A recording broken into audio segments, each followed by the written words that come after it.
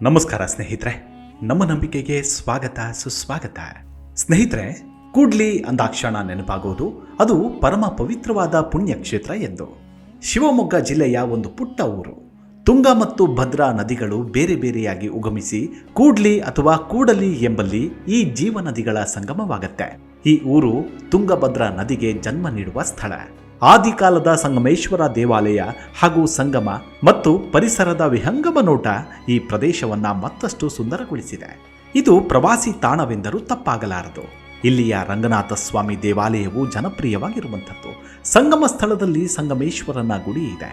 ಈ ಪುಟ್ಟ ಗುಡಿಯೇ 2 ನದಿಗಳ ಸಂಗಮ ಸ್ಥಳವನ್ನು ಸೂಚಿಸುತ್ತೆ. ಸಂಗಮೇಶ್ವರ ದೇವಾಲಯ ಹೊಯ್ಸಳ ಕಾಲದ್ದು.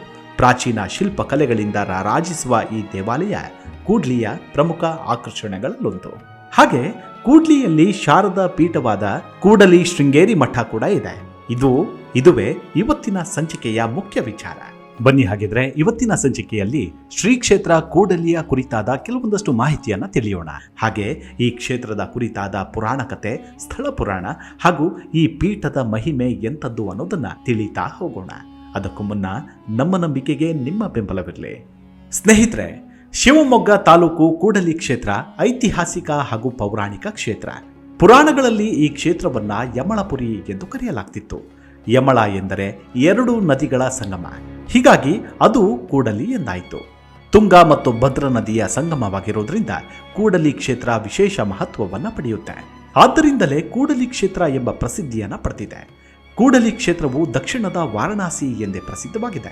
ಕೂಡಲಿ ಕ್ಷೇತ್ರದಲ್ಲಿ ಕೃತಯುಗದ ಕಾಲದ ನರಸಿಂಹದೇವರ ಗುಡಿ ಎಂಬುದು ಇಲ್ಲಿಯ ಜನರ ನಂಬಿಕೆ. ಇನ್ನು ಈ ಸ್ಥಳದ ಕುರಿತಾದ ಪೌರಾಣಿಕ ಕಥೆ ಏನು ಹೇಳುತ್ತೆ ಅನ್ನೋದನ್ನ ಗಮನಿಸಿದ್ರೆ, ಪ್ರಹ್ಲಾದ ರಾಜರಿಗೆ ಎಲ್ಲಾ ರೀತಿಯಿಂದಲೂ ವೈರಾಗ್ಯ ಬಂದು ಗಾಲವ ಋಷಿಗಳ ಬಳಿ ಹೋದಾಗ ಗಾಲವ ಋಷಿಗಳು ಅವರಿಗೆ ನರಸಿಂಹ ಮಂತ್ರದ ಉಪದೇಶವನ್ನ ಮಾಡಿ ತುಂಗಾ ತೀರದಲ್ಲಿ ತಪಸ್ಸು ಮಾಡು ಎಂದು ಹೇಳಿದ್ದರಂತೆ. ಅದೇ ರೀತಿ ಪ್ರಹ್ಲಾದರು ಕೂಡಲಿ ಕ್ಷೇತ್ರದ ನದಿ ತೀರದಲ್ಲಿ ತಪಸ್ಸನ್ನ ಮಾಡುತ್ತಾ ನರಸಿಂಹದೇವರ ಸಾಲಿಗ್ರಾಮಕ್ಕೆ ಅಭಿಷೇಕವನ್ನ ಮಾಡುತ್ತಾ ಇದ್ದರಂತೆ. ಒಮ್ಮೆ ಆ ಕರಿ ಸಾಲಿಗ್ರಾಮವು ಬಹು ದೊಡ್ಡದಾಗಿ ಬೆಳೆದು ನರಸಿಂಹದೇವರ ಮೂರ್ತಿಯಾಯಿತಂತೆ.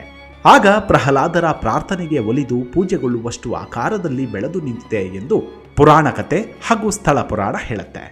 ನರಸಿಂಹ ಕರಿ ಸಾಲಿಗ್ರಾಮ ಶಿಲೆಯ ಮೂರ್ತಿಯಾಗಿದ್ದು ಸಣ್ಣ ಹುಡುಗನೊಬ್ಬ ಕುಳಿತಂತೆ ಕಾಣುತ್ತೆ. ಇಲ್ಲಿರುವ ನರಸಿಂಹದೇವರಿಗೆ ಚಿಂತಾಮಣಿ ನರಸಿಂಹದೇವರು ಎಂಬ ಹೆಸರಿದೆ. ಮತ್ತೊಂದು ಕಥೆಯ ಪ್ರಕಾರ ಕೃತಯುಗದಲ್ಲಿ ಒಮ್ಮೆ ಪ್ರಹ್ಲಾದ ರಾಜ ಇಲ್ಲಿಗೆ ಬಂದಾಗ ತಮ್ಮ ಸಾಲಿಗ್ರಾಮಗಳನ್ನ ಪೂಜೆ ಮಾಡಲು ಇಟ್ಟಿದ್ರು. ಅದು ಗುಡ್ಡೆಯಾಗಿ ಬೆಳೆಯುತ್ತಾ ಹೋಯಿತು.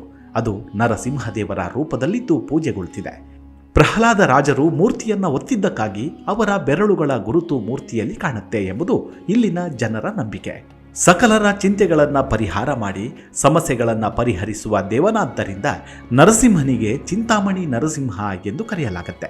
ದೇವಾಲಯವು ಪುರಾತತ್ವ ಇಲಾಖೆಗೆ ಸೇರಿರೋದ್ರಿಂದ ಇಲ್ಲಿ ಸರ್ಕಾರದಿಂದ ಒಬ್ಬ ಪೂಜಾರಿ ಇರ್ತಾರೆ. ಇಲ್ಲಿ ನರಸಿಂಹ ದೇವರಿಗೆ ಜೇನುತುಪ್ಪದ ಮನ್ಯು ಸೂಕ್ತ ಪಾರಾಯಣವನ್ನ ವಿಶೇಷವಾಗಿ ಮಾಡ್ತಾರೆ. ಪುರಾತನವಾದ ಬೃಹದೇಶ್ವರ ಲಿಂಗವಿದೆ. ಕೂಡಲಿಯಲ್ಲಿ 12ನೇ ಶತಮಾನದ ರಾಮೇಶ್ವರ ದೇವಾಲಯವೂ ಇದೆ. ಈ ರಾಮೇಶ್ವರ ದೇವಾಲಯದ ಪೌರಾಣಿಕ ಕಥೆ ಏನಂದ್ರೆ, ಇಲ್ಲಿರುವ ರಾಮೇಶ್ವರ ದೇವಾಲಯವನ್ನ ರಾಮನು ಪ್ರತಿಷ್ಠಾಪನೆ ಮಾಡಿದ್ದಾನೆಂಬ ನಂಬಿಕೆ ಇದೆ. ವಾಲಿಯ ವಧೆಯ ನಂತರ ವಾಲಿಯು ಮುಕ್ತಿಯನ್ನ ಪಡೆಯದೆ ರಾಮನ ಹಿಂದೆ ಓಡಾಡುತ್ತಿದ್ದ. ರಾಮನ ನೆರಳು ವಾಲಿಯಂತೆ ಕಾಣುತ್ತಿತ್ತು. ರಾಮನು ತನ್ನ ಗುರುಗಳ ಹತ್ತಿರ ಕೇಳಿದಾಗ ಅವರು ಇಂತಹ ಸ್ಥಳದಲ್ಲಿ ಸ್ನಾನ ಮಾಡಿದ್ರೆ ನಿನಗೆ ಆಗಿರುವ ಬಾಧೆ ಪರಿಹಾರವಾಗುತ್ತೆ ಅಂತ ಹೇಳ್ತಾರೆ. ಆಗ ಶ್ರೀರಾಮನು ಕೂಡಲಿ ಕ್ಷೇತ್ರದ ಸಂಗಮದಲ್ಲಿ ಸ್ನಾನ ಮಾಡಿ ಅಲ್ಲಿ ರಾಮಲಿಂಗೇಶ್ವರನನ್ನ ಪ್ರತಿಷ್ಠಾಪನೆ ಮಾಡಿದ ನಂತರ ಸ್ವತಃ ವಾಲಿಯೇ ಬಂದು ತನ್ನ ಪ್ರೇತ ಜನ್ಮದಿಂದ ಮುಕ್ತಿ ಕೊಡಿಸಿದ್ದಕ್ಕಾಗಿ ಕೃತಜ್ಞತೆಯನ್ನ ಸಲ್ಲಿಸಿ ಹೋಗ್ತಾನೆ. ಆಗ ರಾಮನ ಬಳಿ ವಾಲಿಯು ಯಾರೇ ಬಂದು ಈ ಸಂಗಮದಲ್ಲಿ ಸ್ನಾನ ಮಾಡಿ ನಿನಗೆ ನಮಿಸಿ ಹೋದರೆ ಅವರ ಪಾಪ ಪರಿಹಾರ ಮಾಡೆಂದು ಕೇಳಿಕೊಂಡಾಗ ರಾಮನು ವಾಲಿಗೆ ಆ ವರವನ್ನು ನೀಡ್ತಾನೆ. ಇಂದಿಗೂ ಇಲ್ಲಿ ಅನೇಕ ಶ್ರದ್ಧಾಳುಗಳು ಬಂದು ಮಿಂದು ಕೃತಾರ್ಥರಾಗ್ತಾರೆ. ಈ ಎಲ್ಲ ದೇವಾಲಯಗಳು ಹೊಯ್ಸಳ ಶೈಲಿಯ ದೇವಾಲಯಗಳಾಗಿದ್ದು ಶಾಸನಗಳಲ್ಲಿ ಒಕ್ಕೇರಿ ರಾಜರ ಬಗೆಗೆ ವಿವರಗಳಿವೆ. ಮುಂಜಾನೆಯಿಂದ ಸಂಜೆ 6ರವರೆಗೆ ಮಾತ್ರ ಪುರಾತತ್ವ ಇಲಾಖೆಗೆ ಸೇರಿದ ಬೃಹದೇಶ್ವರ ಲಿಂಗ ಮತ್ತು ಚಿಂತಾಮಣಿ ನರಸಿಂಹ ದೇವರ ದರ್ಶನಕ್ಕೆ ಅವಕಾಶವಿರುತ್ತೆ. ಈ ಕ್ಷೇತ್ರ ಕೂಡಲಿ ಅದ್ವೈತ ಮತ್ತು ದ್ವೈತ ಸನ್ಯಾಸಿಗಳ ಪವಿತ್ರ ಸ್ಥಳವಾಗಿದೆ.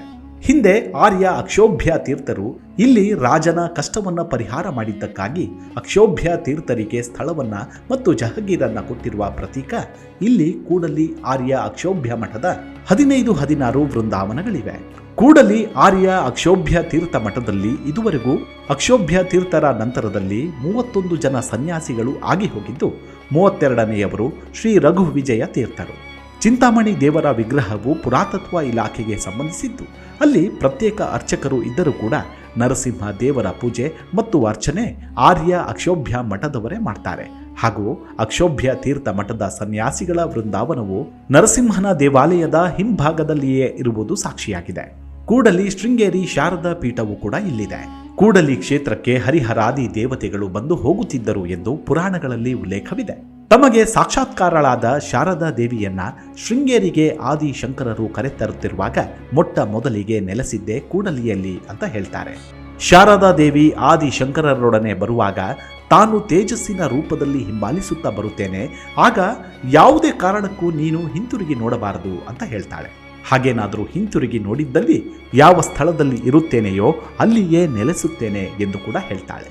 ಶಂಕರರು ಮಾತೆಯ ಆ ಮಾತಿಗೆ ಒಪ್ಪಿ ಅವಳನ್ನ ತಮ್ಮೊಂದಿಗೆ ಕರೆತರುತ್ತಿರುವಾಗ ಕೂಡಲಿ ಕ್ಷೇತ್ರದ ಬಳಿ ನೀರಿನ ಧ್ವನಿಯಲ್ಲಿ ದೇವಿಯ ಗೆಜ್ಜೆಯ ಸದ್ದು ಕೇಳಿಸದೆ ಹೋದಾಗ ಆ ಸಂದರ್ಭದಲ್ಲಿ ಶಂಕರರು ಹಿಂತಿರುಗಿ ನೋಡಿದ ಕಾರಣ ಅಲ್ಲಿಯೇ ನೆಲೆಸ್ತಾಳೆ. ನಂತರ ಆದಿಶಂಕರರು ಪರಿಪರಿಯಾಗಿ ಪ್ರಾರ್ಥಿಸಿ ಶೃಂಗೇರಿ ಕ್ಷೇತ್ರಕ್ಕೆ ಕರೆದುಕೊಂಡು ಹೋಗ್ತಾರೆ ಎಂಬ ಕಥೆಯು ಪ್ರಚಲಿತವಾಗಿದೆ. ಹೀಗಾಗಿ ಈ ಕ್ಷೇತ್ರ ಕೂಡಲಿಯಲ್ಲಿ ಶಾರದಾ ದೇವಿಯ ಪೂಜೆ ಮಾಡಿ ಅಕ್ಷರಾಭ್ಯಾಸ ಮಾಡಿಸಿಕೊಂಡ ವಿದ್ಯಾರ್ಥಿಗಳು ಬಹಳ ಬುದ್ಧಿವಂತರಾಗ್ತಾರೆ ಎಂಬುದು ಎಲ್ಲ ಜಾತಿ ಜನಾಂಗದವರ ನಂಬಿಕೆ. ಕೂಡಲಿ ಕ್ಷೇತ್ರದಲ್ಲಿ ಶಾರದಾ ಪೀಠ ಆರಂಭವಾಗಿದ್ದು 1576ರಲ್ಲಿ. ಇಲ್ಲಿ ಪೀಠವನ್ನು ಸ್ಥಾಪಿಸಿದವರು ಶೃಂಗೇರಿಯ ಪೀಠದ ಪೀಠಾಧಿಪತಿಗಳಾಗಿದ್ದ ಶ್ರೀ ನರಸಿಂಹ ಭಾರತಿ ತೀರ್ಥರೇ ಸ್ಥಾಪಿಸಿದ್ದಾರೆ. ಶ್ರೀ ನರಸಿಂಹ ಭಾರತಿ ತೀರ್ಥರು ಹಿಂದೆ ಕಾಶಿ ಯಾತ್ರೆಗೆ ಹೋದಾಗ ಬೇಗ ಹಿಂತಿರುಗಿ ಬಾರದ ಕಾರಣ ಅವರ ಶಿಷ್ಯರೊಬ್ಬರನ್ನ ಶೃಂಗೇರಿ ಪೀಠದಲ್ಲಿ ಸನ್ಯಾಸಾಶ್ರಮವನ್ನು ನೀಡುತ್ತಾರೆ. ಆದ ಕಾರಣ ಅವರು ಶೃಂಗೇರಿಗೆ ಹೋಗದೆ ಶಾರದಾ ಪೀಠವನ್ನು ಅಲಂಕರಿಸಿ ಅಪಾರ ಶಿಷ್ಯ ಸಂಪತ್ತನ್ನು ಹೊಂದಿರ್ತಾರೆ. ಇಲ್ಲಿ ವಿದ್ಯಾರ್ಥಿಗಳಿಗೆ ಬರುವ ಅಸ್ತಿಕರಿಗೆ ಪ್ರಸಾದದ ವ್ಯವಸ್ಥೆ ಕೂಡ ಇದೆ. ವಿದ್ಯೆಯ ಸಲುವಾಗಿ ಪೂಜೆ ಸಲ್ಲಿಸುವವರು ಬಂದು ಶಾರದಾ ದೇವಿಯ ಆಶೀರ್ವಾದ ಪಡೆದು ತೆರಳುತ್ತಾರೆ. ಕೂಡಲಿ ಕ್ಷೇತ್ರದ ಶಾರದಾ ದೇವಿಯ ಮಹತ್ವವು ಬಹಳವೇ ಇದೆ. ಯಾರೆಲ್ಲ ಈ ಕ್ಷೇತ್ರದಲ್ಲಿ ಅಕ್ಷರಾಭ್ಯಾಸ ಮಾಡಿಸಿಕೊಂಡು ಹೋಗುತ್ತಾರೆಯೋ ಆ ಮಕ್ಕಳು ಬಹಳ ಬುದ್ಧಿವಂತರು, ಯಶಸ್ವಿಗಳು ಆಗುತ್ತಾರೆ ಎಂಬ ನಂಬಿಕೆ ಇದೆ. ವಿಶೇಷ ದಿನಗಳಲ್ಲಿ ಇಲ್ಲಿಗೆ ಬಂದು ಪೂಜೆ ಮಾಡಿಸಿಕೊಂಡು ಹೋಗ್ತಾರೆ. ಕೂಡಲಿ ಶಾರದಾ ಪೀಠದ ಸಣ್ಣ ಯತಿಗಳು ಇತ್ತೀಚೆಗೆ ಅಲ್ಲಿ ಗುರುಕುಲದಲ್ಲಿ ಓದುವ ವಿದ್ಯಾರ್ಥಿಗಳಿಗೆ 12 ವರ್ಷ ವೇದಾಧ್ಯಯನ ಸಂಪೂರ್ಣ ಓದಿ ಉತ್ತಮ ಅಂಕಗಳನ್ನು ಪಡೆದಾಗ ಅವರ ಮುಂದಿನ ಜೀವನಕ್ಕೆ ಅನುಕೂಲವಾಗುವಂತೆ 10 ಲಕ್ಷ ರೂಪಾಯಿಗಳನ್ನು ಆ ಉತ್ತೀರ್ಣನಾದ ವಿದ್ಯಾರ್ಥಿಗಳ ಹೆಸರಿನಲ್ಲಿ ಇಡುವ ಹೊಸದೊಂದು ಘೋಷಣೆಯನ್ನು ಕೂಡ ಮಾಡಿದ್ದಾರೆ.